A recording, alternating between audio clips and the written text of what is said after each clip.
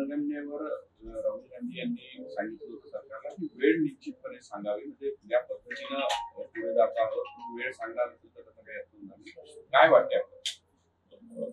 जाती निहाय जनगणनेचा केंद्र सरकारने निर्णय जो घेतला त्याचं आम्ही स्वागत करतो. मात्र हे स्वागत करत असताना त्याची एकंदरीत पार्श्वभूमी जी आहे ही पण ध्यानात जर घेतली तर हा राहुल गांधींचा फार मोठा राजकीय विजय आहे.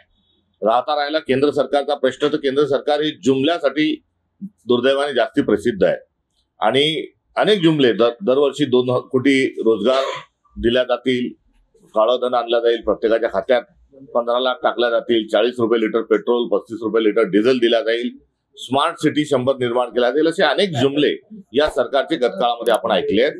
जातीनिहाय जनगणनेचा घेतलेला निर्णय हा जुमला ठरू नये ही अपेक्षा आहे आणि ह्या अपेक्षा असताना याचा एक कालबद्ध एक कार्यक्रम जो आहे हा देखील त्यांनी प्रकाशित करावा.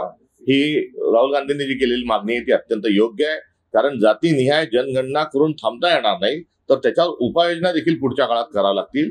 कमाल 50% आरक्षणाची जी मर्यादा आहे ती वाढवावी लागेल. त्यामुळे कालबद्ध कार्यक्रम यासाठी आवश्यक आहे, अन्यथा ही केवळ घोषणा ठरेल. काँग्रेसचा कुठेतरी हा खोटारडेपणा आहे, एवढे वर्ष सत्तेत राहिली मात्र त्यांनी कधीही जातीय जनगणना केली नाही असा आरोप भाजपचे प्रदेशाध्यक्ष चंद्रशेखर बावनकुळे यांनी.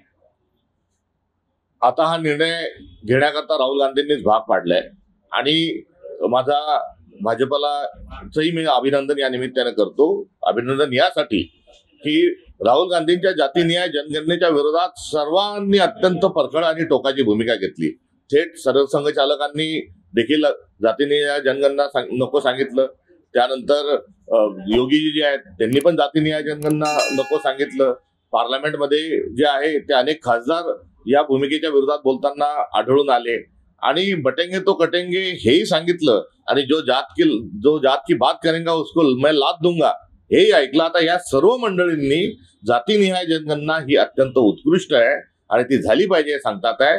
त्यांच्या या बदललेल्या भूमिकेचं अभिनंदनच या निमित्ताने मी करू इच्छितो आणि सोबतच आता घेतलेला निर्णय शेवटापर्यंत नेण्याच्या अनुषंगानं त्यांनी भाष्य केलेलं अधिक चांगलं राहील. कुठेतरी जातीनिहाय जनगणनेचा निर्णय मोदींनी घेतला आहे, ओबीसी मंत्रालय मोदींनी आणलेला आहे, सगळं मोदी करतात, त्यामुळे त्याचा अभिनंदनाचा ठराव काँग्रेस घेणार का, शरद पवार घेणार का, उद्धव ठाकरे घेणार का असा प्रश्न.